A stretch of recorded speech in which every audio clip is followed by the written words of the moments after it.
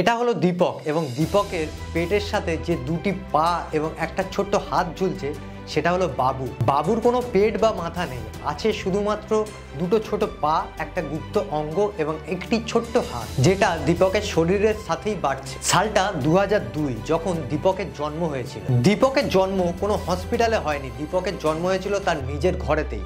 সেই কারণে তার এই রকম অস্বাভাবিক শরীরের গঠনের কথা পুরো গ্রামে ছড়িয়ে পড়ে এবং দীপকের এরকম অস্বাভাবিক শরীরের গঠনকে গ্রামবাসীরা ভাবে ভগবানের হয়তো একটা অন্যরকম রূপ। সেই জন্য তারা দীপককে পুজো করতে শুরু করে। কিন্তু সমস্যাটা শুরু হয় দীপক যখন ধীরে ধীরে বড় হতে থাকে। দীপক যখন বড় হতে থাকে, দীপকের পেটে থেকে খাবার নিয়ে বাবুও বড় হতে থাকে এবং সেটা দীপকের চলাফেরার জন্য খুবই সমস্যাজনক হয়ে উঠছিল। ব্যাঙ্গালোরের একটি বিখ্যাত ডক্টর রামাচরণ এইটা সম্পর্কে জানতে পারে এবং জানতে পারার পরে তিনি সিদ্ধান্ত নেয় যে তিনি একটি সার্জারি করবে। তবে এই সার্জারিটা ছিল প্রচণ্ড ক্রিটিক্যাল এবং সেই ক্রিটিক্যাল সার্জারি তিনি জানার সত্ত্বেও তিনি সার্জারি করেন এবং তিনি সাকসেসফুলি সার্জারি করে দীপকের থেকে বাবুকে আলাদা করে দেন এবং শেষে বাবুর অন্তিম সংস্কারও হয়। তারপরে থেকে দীপকও একটি সাধারণ জীবনযাপন করতে শুরু করে। তবে এই রোগটা খুব রেয়ার হলেও কিছু কিছু ক্ষেত্রে দেখা যায়।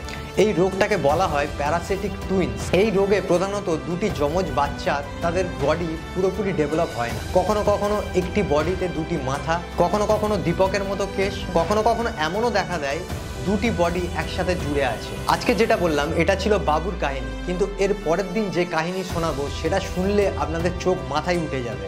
আর এই ভিডিওটি ভালো লাগলে আমাদের চ্যানেলকে সাবস্ক্রাইব করুন এবং একটি লাইক করে দিন।